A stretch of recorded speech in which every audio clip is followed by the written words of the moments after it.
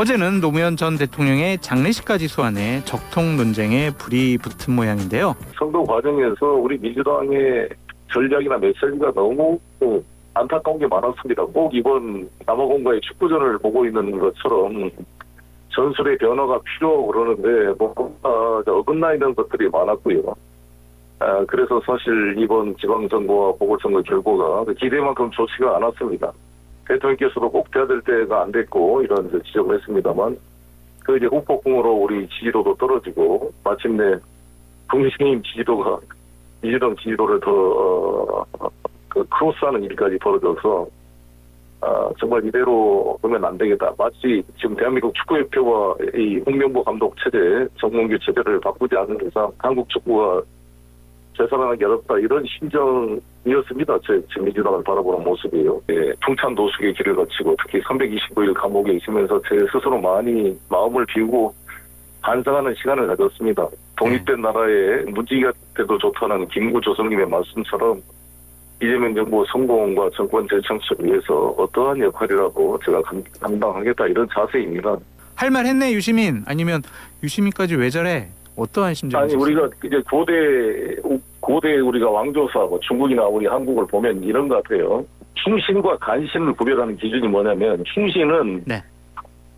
자기 주군의 성공을 위해서 좀 더 똑똑한 사람, 새로운 사람을 계속 영입해가지고 주군 옆에 모이게 하는 사람이 충신이고 네.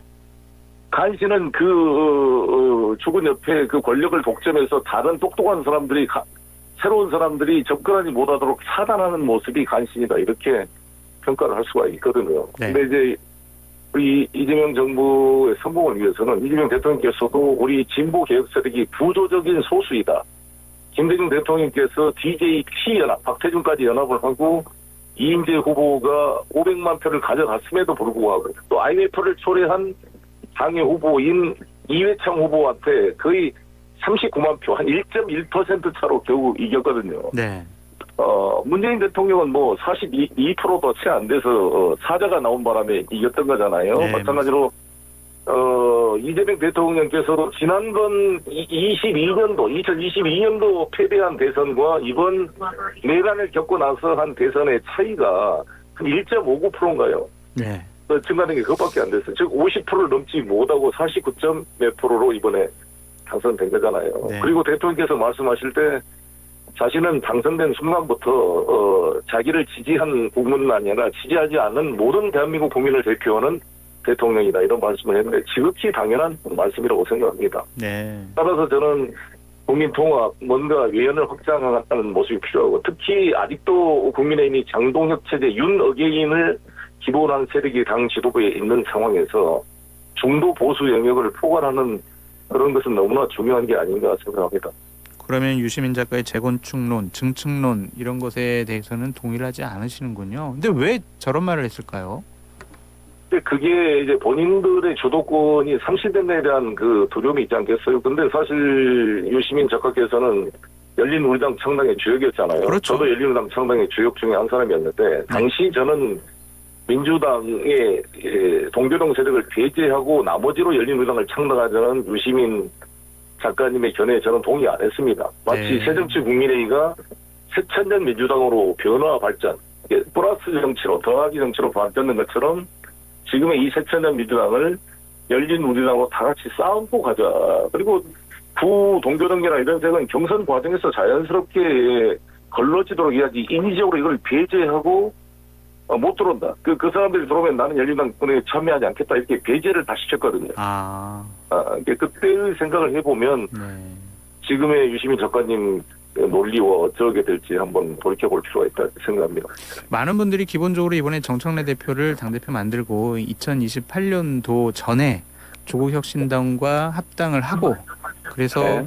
조국 대표랑 뭐 친한 분들이라든지 아니면 정청래 대표를 미는 그런 분들 공천 많이 하고 그래서 2030년에 김어준, 유시민 이런 분들이 조국 전 대표를 대통령 후보로 만들기 위한 장기적인 플랜 하에서 지금 참전을 했다.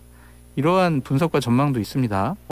그렇게 당연히 생각할 수가 있겠죠. 그러나 국민들이 판단하는 거고 사실 이번 평택 선거를 통해서 저도 깜짝 놀랐습니다만 TV 토론한 거 보고 사실 조국 대표가 준비가 안 돼 있구나 이런 걸 많이 느꼈습니다. 좀 더 자기 변화와 좀 혁신이 필요한 게 아닌가 이런 생각이 들었습니다. 아무래도 이제 정청래 의원께서 노사모 출신이고 노무현 키드다 이걸 이제 강조하는 게 저는 김민석 총리를 겨냥한 모습으로 보여졌습니다. 그래서 그럴 입장이 아니다. 정청래 의원께서는 초기 노사모 출신은 맞지만 나중에 정통 모임의 중심이 돼서 정동영 후보 캠프에 서면서 완전히 노사모 노무현 대통령 측과 갈라져가지고 사실 장례식에 참석하기가 쉽지 않는 분위기였습니다. 저는 5월 23일 바로 당일날 그 비가 쏟아지는데 바로 봉화몰로 내려가서 밤을 새웠거든요. 그때 본 기억이 없어요. 그 본 취지는 우리 모두가 노무현 대통령을 지키지 못한 지몸리의 책임자들이다. 송영길이나 김민석이나 정청래나. 그래서 우리가 이거 가지고 노무현 대통령의 뭐 적자, 치드 이걸 가지고 전당대용으로 활용해서는 절대 안 되는 일이다 이렇게 생각합니다. 우리 모두가 노무현 대통령을 지키지 못해줬던 지몸리의 책임자의 한 당사자로서 다시는 이런 일이 발생하지 않도록 지금의 제2의 노무현이라고 할 수 있는 이재명 정부를 지켜내고 성공시키는 것이 바로 올바른 적통의 길이지. 과거에 사실 강병원 저는 돌아가신 그 사장병원 아무도 노무현 대통령 지키는데 잘했다고 말할 수 없다고 봅니다. 그 외로운 밤을 혼자 지내실 때 누구 단 한 명이 노무현 대통령 곁에 있어주지 못했습니다. 강금원 선배님이 나왔을 때 저한테 그러더라고. 그때 내가 있었으면 노 대통령 이런 일이 없었을 것이다. 같이 울었습니다. 그거를 이 이명박 정부가 잔인하게 뇌종양으로 고통을 호소하고 있는 이 강금원 사장을 병 보석을 안 해줬거든요. 돌아가시고 난 이후에야 이제 보석을 해서 장례식장에서 저를 만났는데 같이 펑펑 울었던 기억이 납니다.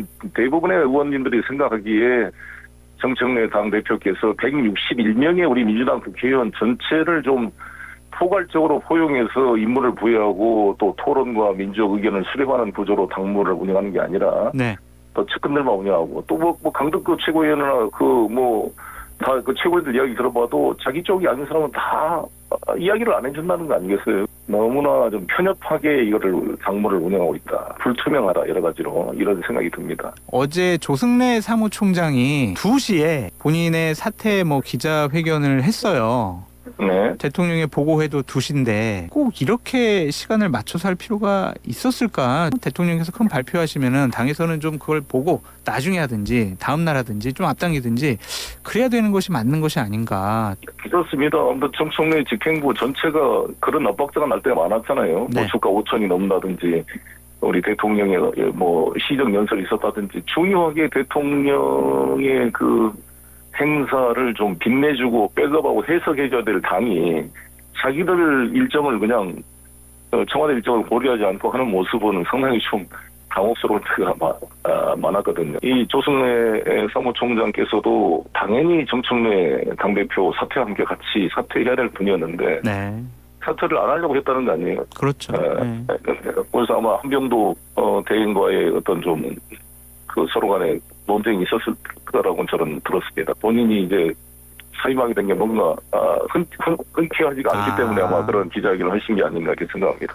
네, 감격스러운 일입니다. 사실상 그동안 우리나라의 공업화가 이제 경부고속도로 중심으로 이제 영남 쪽에 발전했습니다. 근데 불가피한 도 있죠. 왜냐면은 이제 포항제철이 포항이 되는 것도 그쪽 동해안이 이제 그 수심 깊이 자체가 15m 이상 돼야 대형 선박이 들어와서 석탄, 코크스, 철강 이것들을 접안해서 할 수 있기 때문에 동해안 벨트로 발전한 게 불가피한 면이 있고 특히 태평양을 통해서 대미 무역 중심으로 가다 보니까 동해안 벨트로 이제 동업적이 발전해서 호남 사람들이 다 그 포항제철이나 울산, 거제, 조선소에 다 취직으로 가서 호남 인구가 원래는 더 많았었는데 이제 시절 때는 곡창지대다 보니 농업이 중심일 때는 근데 이제 다 인구가 거의 더블 스코어로 돼서 호남이 상대적으로 이제 소외돼 있었는데 지금 AI 시대에 와서는 오히려 이제 재생에너지의 가능성이 가장 호남이 높거든요.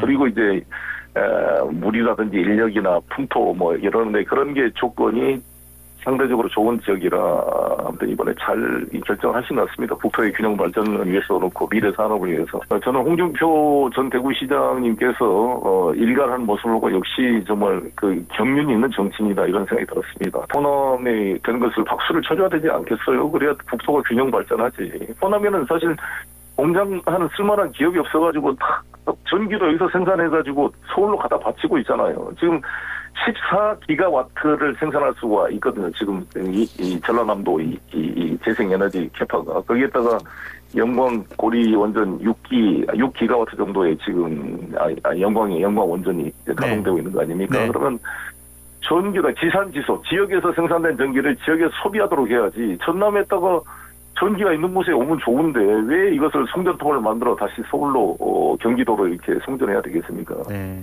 비용도 많이 들 뿐만 아니라 그래서 저는 이번에 전기가 가장 중요하고 전기와 물과 인력, 토지 이렇게 이야기를 하는데 그 조건이 가장 잘 준비되어 있는 곳이다 이렇게 생각합니다.